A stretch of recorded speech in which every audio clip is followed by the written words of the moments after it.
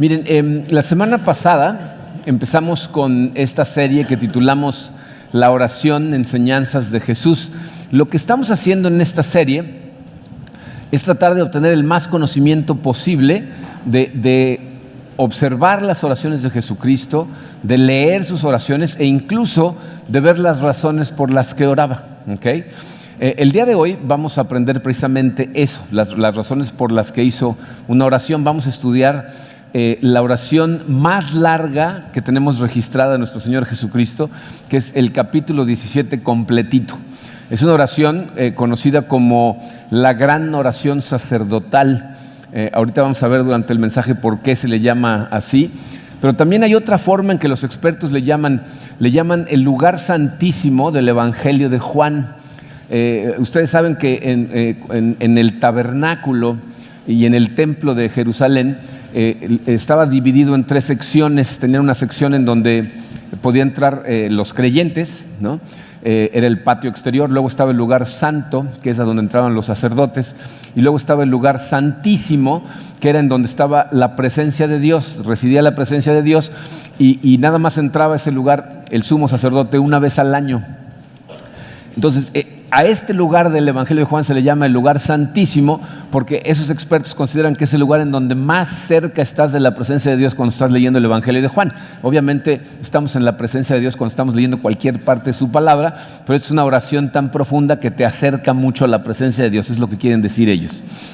Nos va a tomar más de un mensaje analizar esta oración, pero miren, la verdad vale la pena. Es una oración muy rica y nos va a ayudar a hacer nuestra vida de oración más profunda, más genuina, y como vamos a ver el día de hoy, en cuántas situaciones necesitamos orar.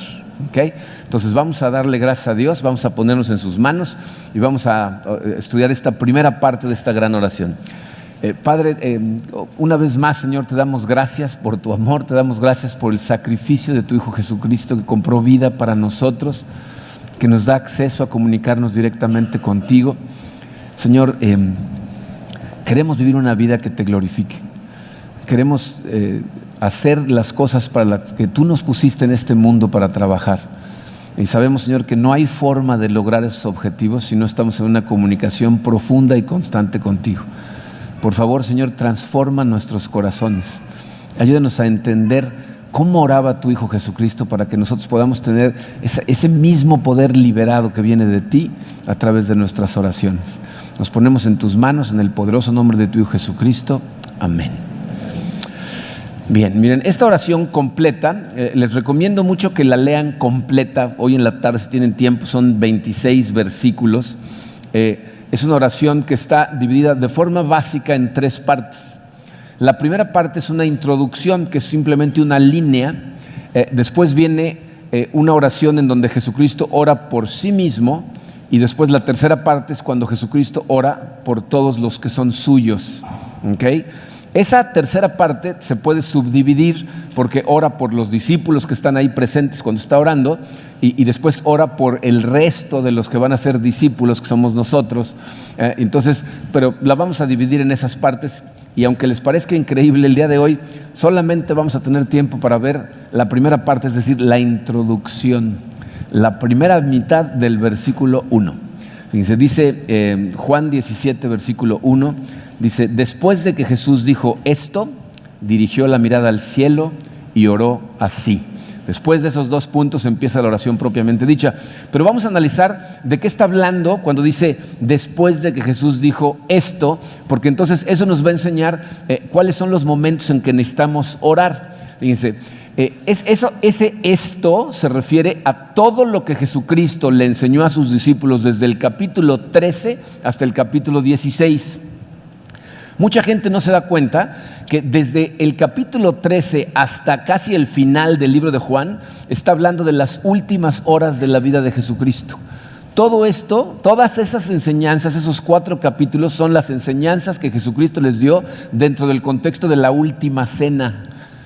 Entonces pasa la última cena y en el capítulo 13 Jesucristo les enseña cómo el liderazgo es servicio, es el momento en el que se levanta y empieza a lavarles los pies a todos los discípulos y les enseña que como Él, siendo el Hijo de Dios, el Mesías que vino a salvarlos, les va a servir lavándoles los pies y les dice, les estoy poniendo este ejemplo para que ustedes hagan lo mismo con los demás.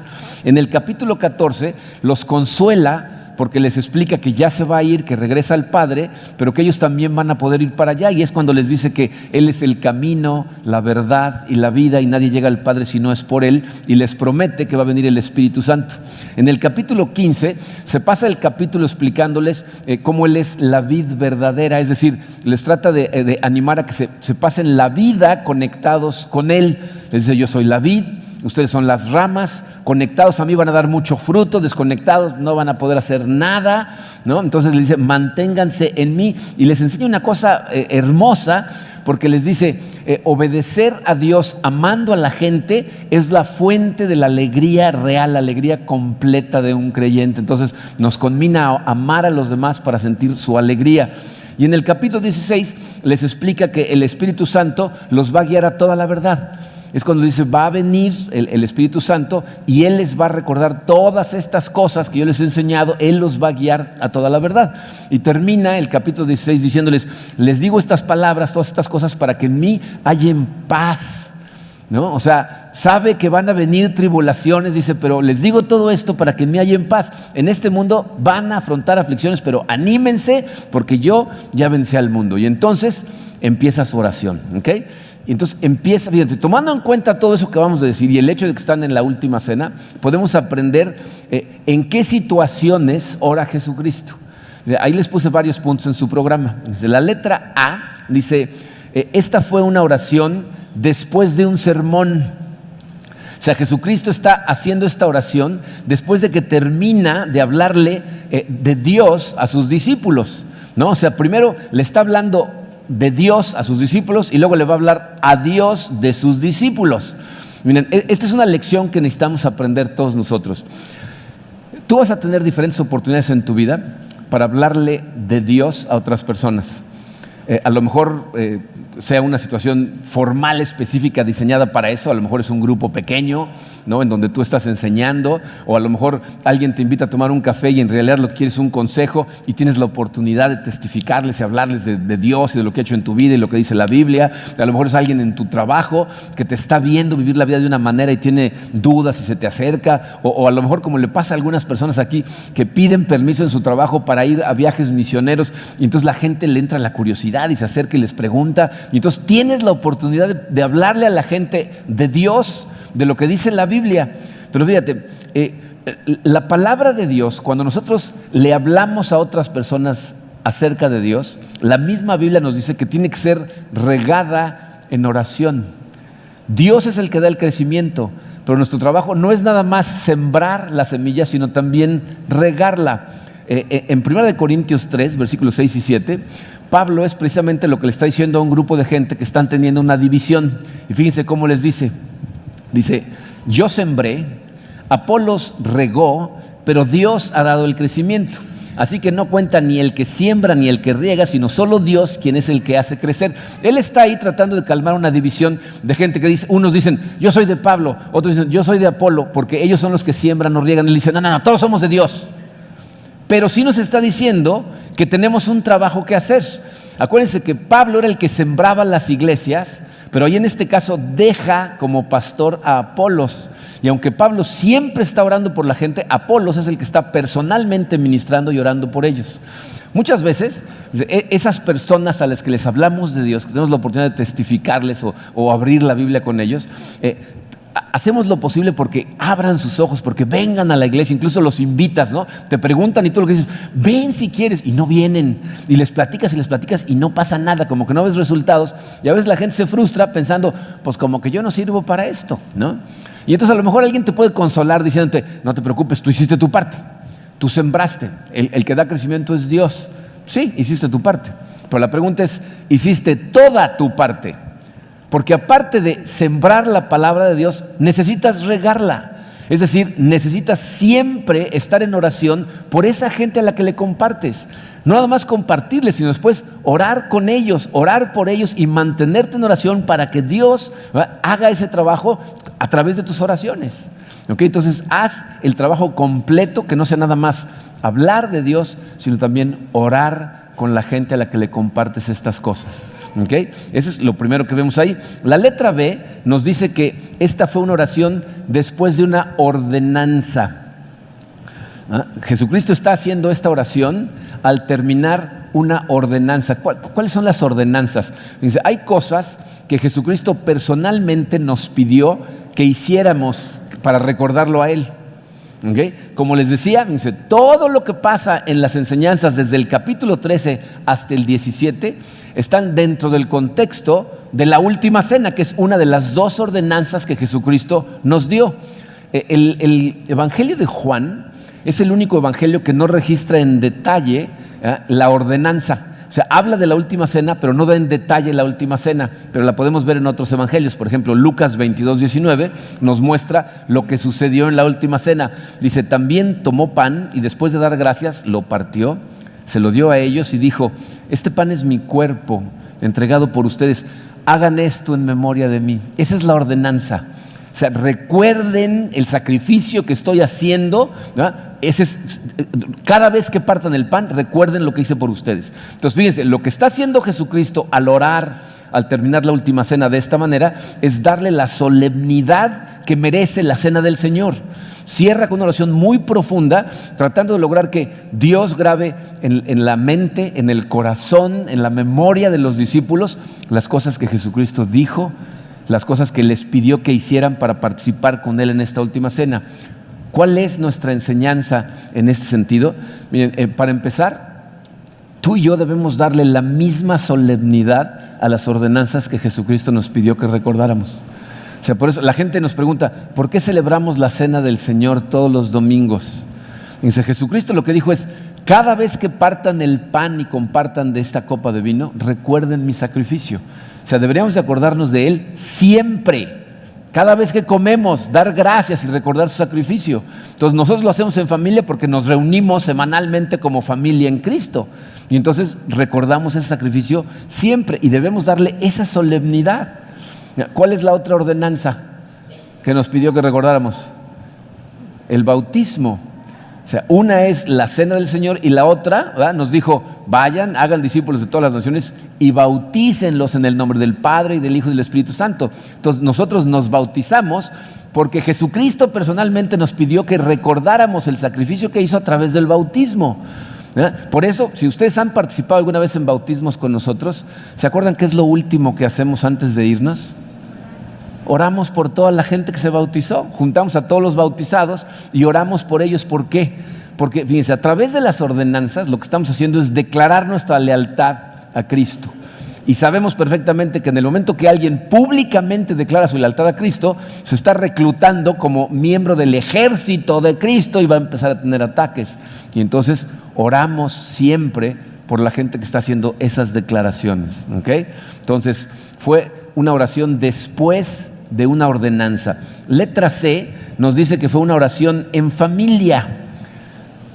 Esta fue una oración que Jesucristo hizo en familia. Este ejemplo de Jesucristo nos debería de medio zarandear a algunos de nosotros. Miren, para Jesús, su familia eran sus discípulos. O sea, esa era la familia espiritual de Él. Si ustedes recuerdan en Mateo 12, para el capítulo 12 de Mateo, Jesucristo tiene una fama que ha trascendido ya todos los pueblos de la región y cuando llega a cualquier lugar se juntan miles de personas para oírlo enseñar, para llevarle enfermos, para que los sane. Y ya es prácticamente imposible acercarte a Él a veces, ¿no? En Mateo 12 está Él en una casa enseñando, la casa está totalmente llena de gente, incluso afuera de las puertas y las ventanas está gente oyendo y se acercan su mamá y sus hermanos que quieren hablar con Él. Si ustedes recuerdan, su medio hermano, el mayor, no creía todavía que Jesús era el Mesías. No cree en Él hasta que lo ve resucitado. Y en ese momento llega a buscarlo, llegan y no pueden ni entrar. Y entonces pasa la voz entre la gente. ¿no? Ahí está la mamá de Jesús. Entonces llega hasta él y le dicen, ahí están tu mamá y tus hermanos que te buscan. Y Jesucristo aprovecha esto para enseñar. Fíjense, lo primero que hace es preguntarle a los que están ahí, les dice, ¿quién es mi madre y quiénes son mis hermanos? Replicó Jesús, ¿no? Pues ya me imagino que los que estaban sentados dijeron, ¿es una pregunta capciosa? ¿No? O sea, ¿o no son los que están allá afuera? ¿No? O sea, pero entonces Jesucristo les enseña, dice, señalando a sus discípulos, añadió, aquí tienen a mi madre y a mis hermanos. O sea, estos discípulos míos, y si siguen leyendo hoy en la tarde en su casa, van a ver que dice, el que obedece a mi Padre, esos son mi madre y mis hermanos. La cosa es que para Jesús esa gente que está con él en esa enseñanza y en la última cena es su familia. Entonces, ¿qué está haciendo? Nos está dando un ejemplo a todas las cabezas de familia de que nosotros debemos orar por nuestra familia, con ellos, frente a ellos, en voz alta. ¿Ok?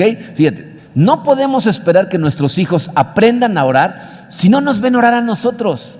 Si no te escuchan orar a ti, cuando tú le dices ora, pues dicen, ¿cómo le hago? ¿No? O sea, necesitamos nosotros poner el ejemplo. Y escúchame, fíjate, la seriedad, la solemnidad que tú le des a tus oraciones, esa es la que le van a dar tus hijos. Si tú lo tomas como algo rutinario, repetitivo y siempre dices lo mismo, cuando le pidas a uno de tus hijos que ore, va a ser exactamente lo mismo. Si les enseñas a orar, los niños de repente dicen unas oraciones tan poderosas, pero aprenden de sus padres. Ahora, como padre, fíjate, no tienen que ser forzosamente oraciones extremadamente largas, ¿no? Jesucristo nos conmina, nos enseña que las oraciones personales y privadas son las largas y las públicas son más cortas. ¿No? Hay gente que piensa que si no se enfría la comida, la oración no funcionó, ¿no? O sea, hay que orar y orar, ¿no?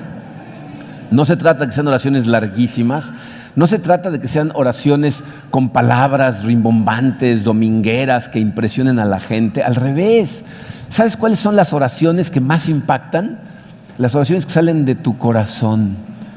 Las oraciones que salen de un corazón que reconoce con gratitud la provisión de Dios, que reconoce con humildad la necesidad que tenemos de su poder, de su guía, de su gracia. Esas oraciones transforman a ti, ¿verdad? Transforman a la gente alrededor, impactan a tus hijos. Cuando nuestras oraciones sean de esa forma, miren, ese ejemplo maravilloso permea a los niños. Miren, a mí, ¿saben qué? Me encanta ver orar a los niños. De repente los niños salen con unas cosas y hay padres que me cuentan de cómo de repente, una persona me platicó que estaban en el cine y estaba platicando, el niño se puso a platicar con una persona y le empezó a preguntar cómo estaba, y cuando le dijo, pues más o menos, vamos a orar por ti. Y el papá, espérate, no, ven papá, vamos a orar, ¿no? O sea, ahí en la fila del cine, ¿no? O sea, a los niños no les da vergüenza si les enseñas. Entonces nosotros tenemos que ser el ejemplo de oración como Jesucristo nos puso este ejemplo de oración. Si tú nunca lo has hecho, si nunca has orado en voz alta frente a tus hijos, al principio te va a costar trabajo porque te va a parecer raro. O sea, no te va a parecer natural porque no es un hábito que tienes, pero te puedo asegurar que aunque la primera vez, no nada más tú te vas a sentir raro, todos se van a sentir raros, ¿no? Porque si nunca lo has hecho y dices, vamos a orar, todos van a decir, ¿qué le pasó a este? Pero si empieza a ser ese hábito constante, al rato van a estar orando contigo. ¿Okay? Entonces sigamos el ejemplo de Jesucristo. Letra D, fíjense, esta fue también una oración de despedida. O sea, Jesucristo, si leen la oración completa, como la vamos a estudiar más adelante, se está despidiendo de ellos de alguna manera a través de esta oración. Entonces, ¿qué nos enseña esto? Fíjense, cuando nosotros nos separamos de familia, nos separamos de amigos, especialmente por periodos largos de tiempo, es conveniente hacerlo en oración. ¿Por qué? Pues para empezar, porque no sabemos lo que el mañana va a traer, ¿no? O sea, tú no sabes cuándo una despedida de alguien va a ser la última. O sea, hay veces que lo sabemos, ¿no? Digo, no sé si les pasa a ustedes, yo tengo recuerdos grabados en mi mente de personas de las que me despedí a través de la historia de mi vida, que yo sabía que no los iba a volver a ver, ¿no? Gente, por ejemplo, cuando salí de la universidad, ¿no? Gente cuando trabajaba yo en alguna empresa en Estados Unidos y nos despedimos para regresarnos a México, yo sabía que jamás los iba a volver a ver, y en esa época no conocía yo a Cristo, ¿no? Hoy pienso en ellos y digo, ni una oración de despedida, ni una bendición antes de que se fueran, ¿no? Pero lo que nos enseña Jesús en esa oración, y aparte es el ejemplo que nos pone Pablo. Fíjense, Pablo cuando va de camino a Jerusalén, él sabe que a toda la gente que va viendo en el camino ya no la va a volver a ver, porque lo van a arrestar y se lo van a llevar a Roma, ¿no? Y fíjense lo que hace. Hechos 20, versículos 25, 32 y 36, dice Pablo: escuchen, yo sé que ninguno de ustedes entre quienes he andado predicando el reino de Dios volverá a verme. Ahora los encomiendo a Dios y al mensaje de su gracia, mensaje que tiene poder para edificarlos y darles herencia entre todos los santificados. Después de decir esto, Pablo se puso de rodillas con todos ellos y oró.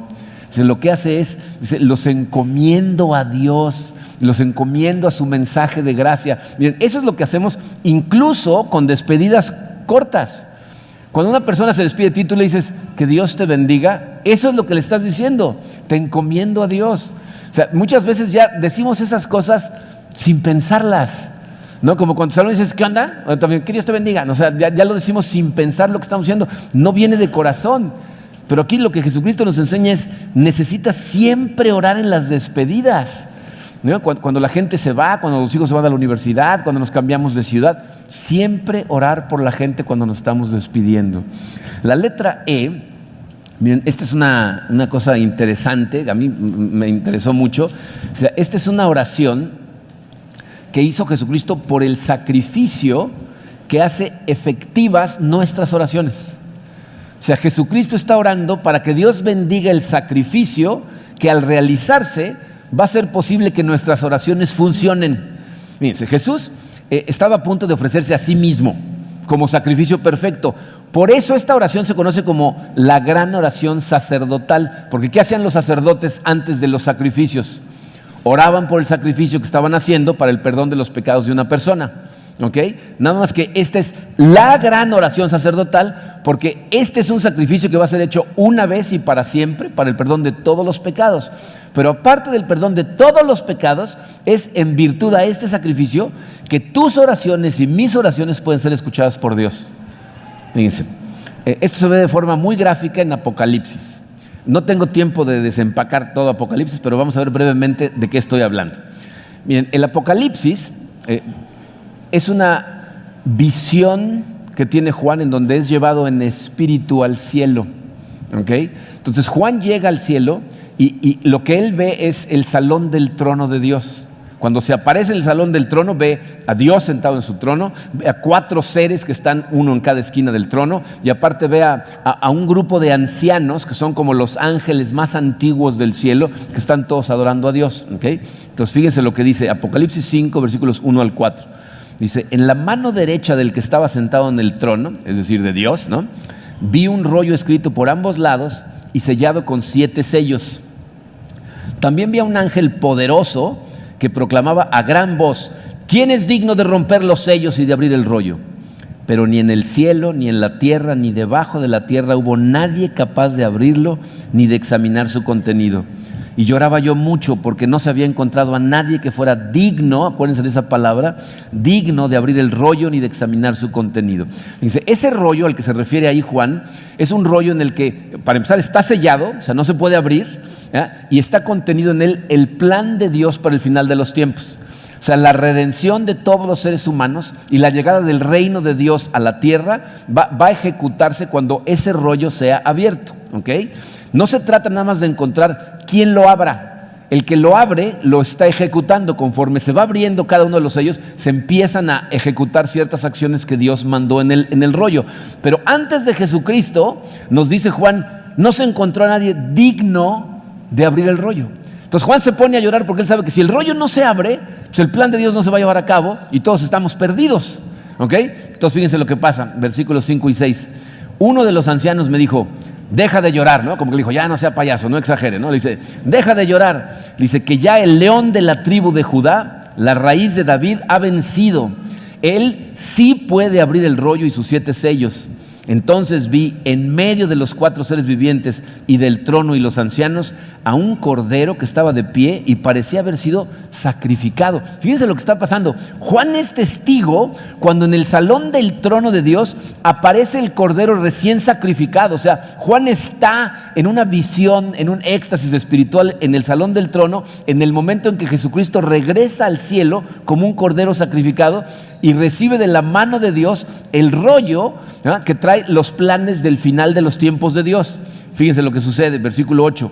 Dice, cuando lo tomó, o sea, en el momento que Jesucristo recibe el rollo, dice, los 4 seres vivientes y los 24 ancianos se postraron delante del cordero. Cada uno tenía un arpa y copas llenas de oro, llenas de incienso. Fíjense esa última frase, que son las oraciones del pueblo de Dios. O sea, estas personas tienen copas de oro en donde están todas las oraciones del pueblo de Dios. ¿Ok? Entonces, a continuación, estos seres empiezan a hacer un canto. Y fíjense lo que dice el canto, versículo 9. Digno, ¿se acuerdan de esa palabra? Les dije que se acordaran. Digno eres de recibir el rollo escrito y de romper sus sellos, porque fuiste sacrificado y con tu sangre compraste para Dios gente de toda raza, lengua, pueblo y nación. La razón por la que Jesucristo puede abrir el rollo, por la que es digno de abrirlo, es porque se sacrificó a sí mismo. Mucha gente dice, ¿pero por qué tuvo que morir Cristo crucificado? De acuerdo al plan de Dios, si un ser perfecto no entregaba su vida voluntariamente, ¿no?, por todos los seres de la tierra, el plan de Dios nunca iba a ser ejecutado porque nadie iba a ser digno de abrirlo. Jesucristo entrega su vida y entonces es digno de abrir el rollo. Y cuando lo abre, empieza a abrir sello por sello. Si leen los siguientes capítulos de Apocalipsis, cada sello empieza a ejecutar ciertas acciones. Acuérdense que en el cielo no hay tiempo. La gente quiere ver estas cosas como cosas que fueron pasando unas después de otras, pero ahí no hay tiempo, simplemente nos está diciendo lo que pasa cuando se abren los sellos, ¿ok? Entonces quiero que vean lo que sucede en el capítulo 8, versículos 3 y 4. Ya está en proceso el plan de Dios y dice, se acercó otro ángel y se puso de pie frente al altar. Tenía un incensario de oro y se le entregó mucho incienso para ofrecerlo, ¿qué dice ahí? Junto con las oraciones de todo el pueblo de Dios sobre el altar de oro que está delante del trono. Y junto con esas oraciones subió el humo del incienso desde la mano del ángel hasta la presencia de Dios. O sea, es en el momento en que se empiezan a abrir los sellos. Cuando se abre el último sello empiezan a sonar trompetas y luego vienen estas copas y una de esas copas trae todas las oraciones del pueblo de Dios. Y es gracias a que el sacrificio de Cristo se realizó que entonces las oraciones suben como un incienso agradable y oloroso a la presencia de Dios. Esta oración, la que estamos estudiando, es la oración en donde Cristo le está diciendo a Dios Padre, bendice el sacrificio que estoy a punto de hacer. Bendice lo que estoy a punto de hacer por toda la humanidad. Y es por esa bendición que funciona el sacrificio y entonces hay redención para todos y aparte tú y yo tenemos acceso directo a Dios en nuestras oraciones gracias a ese sacrificio. Entonces Jesucristo aquí está orando por el sacrificio. Ahora, ¿esto qué nos dice a nosotros? Hay gente con la que me llevo bien, ¿no? Porque vienen y me dicen cosas así muy abiertamente. Me dicen, oye, ¿por qué siempre oras lo mismo? ¿No? Cuando empiezo mis oraciones, siempre digo, gracias Señor por el amor que nos mostraste al enviar a tu Hijo Jesucristo. Ese sacrificio es lo que logró todo para nosotros. Y lo que nos está enseñando Jesucristo es que Él estaba orando antes de hacerlo para que Dios bendijera el sacrificio y nosotros ahora oramos para darle gracias a Dios porque bendijo ese sacrificio y porque se realizó ese sacrificio. Entonces nunca te olvides de que ese sacrificio no nada más compró vida para ti, sino te da acceso directo a Dios. La Biblia nos dice que antes de Cristo Dios hablaba a través de sus profetas, pero gracias a Cristo hoy te habla a ti directo gracias a ese sacrificio. ¿Okay?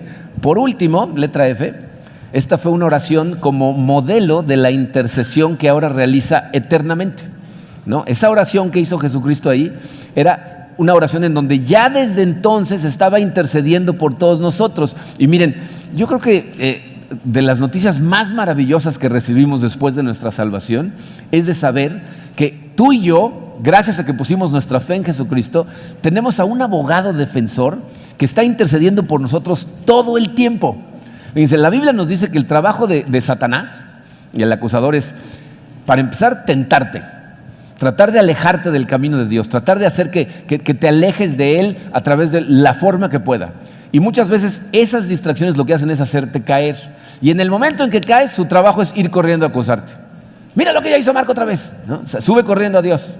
Y aparte te lo viene a decir a ti. Ya le dije, ¿no? O sea, quiere que estés así como los hermanos, ¿no? Que van y le dicen a la mamá y le dicen, así Satanás llega y te dice, ya le dije, ya sabe que hiciste esto, otra vez volviste a caer y ya lo sabe, eres débil, ¿no? O sea, ese es el trabajo de él, ¿no? El trabajo de Jesucristo es estar sentado entre el acusador y Dios, intercediendo por nosotros. Cada vez que el acusador llega y dice, este hizo esto, Jesucristo dice, sí, ya pagué. Sí, eso ya lo pagué en la cruz. Sí, eso ya lo pagué en la cruz. Él es como tu hijo. Él todo el tiempo, eternamente. Dice, en Hebreos 7, el autor de Hebreos está comparando a los sacerdotes humanos con el sacerdocio de Jesucristo. ¿Okay? Entonces él dice que tuvo que haber muchos sacerdotes humanos porque se morían. Entonces necesitaban a otro, y necesitaban a otro, y necesitaban a otro. Pero con Cristo no es así. Dice en los versículos 24 y 25. Pero como Jesús permanece para siempre, su sacerdocio es imperecedero. Por eso también puede salvar por completo a los que por medio de él se acercaron a Dios, ya que vive siempre para interceder por ellos. O sea, Jesucristo vive siempre mientras dure la creación, porque va a haber un momento en que esto se va a terminar y todos vamos a estar en el cielo y entonces ya no va a hacer falta una intercesión, ya no va a haber acusador. Pero en lo que eso sucede, ¿verdad? Jesucristo está sentado todo el tiempo al lado del trono intercediendo por ti. Y a lo mejor tú dices, bueno, sí, eso ya nos has dicho muchas veces. ¿Qué tiene de importante? Te voy a decir qué tiene de importante. La razón por la que muchas oraciones de muchos creyentes no son oraciones poderosas, no son oraciones llenas de fe, de seguridad, ¿no? de saber que tenemos un acceso directo a Dios que nos ve como hijos, es porque se nos olvida que Jesucristo está intercediendo por nosotros. ¿Por qué? Porque cada vez que tú empiezas a orar, pero verdaderamente concentrado, con intención, y Satanás lo nota, lo que hace es tratar de desanimarte. ¿Y cómo te desanima? Te empieza a recordar las cosas que hiciste. Te empieza a hablar de quién eres tú, de cómo es tu corazón, de lo que hiciste ayer, de la forma en que trataste a tu esposa o a tu esposo o a tus hijos, de la manera que hablaste, las cosas que hiciste que sabes que no deberías de hacer. Te empieza a meter todo eso en la cabeza. ¿Y qué te pasa a ti en tu corazón? En cuanto te ves como realmente eres, te empieza a desanimar. Te empieza a desinflar y entonces tus oraciones empiezan a hacer un hilito, porque dices, Dios no me ama a mí, ¿cómo me va a amar si soy todo eso? Pero si te acuerdas que entre el acusador y Dios está Jesucristo y la imagen que Dios ve de ti es con la perfección de Jesucristo, tus oraciones van a tener poder. Le vas a hablar a Dios con la seguridad que le hablas a un Padre que te ama y que sabes que te ve con perfección. Si no te acuerdas de eso, todo el tiempo va a ser débil en tus oraciones. Pero si lo recuerdas, tus oraciones van a ser poderosas, van a liberar el poder de Dios en tu vida. Miren, todas estas cosas podemos aprender nada más de ver la razón por la que Jesucristo oró. Son cosas que debemos de recordar. Tenemos que regar su palabra con oración. Tenemos que celebrar las ordenanzas que nos da. Tenemos que ser el ejemplo en nuestra familia de oración. Tenemos que dejar ir a la gente en manos de Dios cuando nos despedimos. Recordar que ese sacrificio abrió un acceso directo para que hablemos con Él y que aparte Jesucristo está asegurándose de que tus oraciones lleguen a Él y que te vea como lo ve a Él. Se los he venido diciendo últimamente muchas veces porque realmente estoy convencido de lo que les estoy diciendo. Miren, estas cosas como lo que pasó el viernes, en realidad a mí me emocionan, ¿eh? O no que se ande peleando la gente, ¿no? Sino eso no me emociona. Me emociona el saber que estamos recibiendo ataques por todos lados. Las personas que se acercan y me dicen, no, y ahora me pasó esto, no, y tuvimos esta tribulación, y no, íbamos hacia el campamento de jóvenes y se nos ponchó la llanta, no, y pasó esto, y no, o sea, todo eso que está pasando, ¿qué creen que es? Tengo la convicción de que Dios va a hacer algo maravilloso a través de esta iglesia. Pero la única manera en que vamos a poder realmente ver esos milagros en Cancún es liberando el poder de Dios a través de la oración.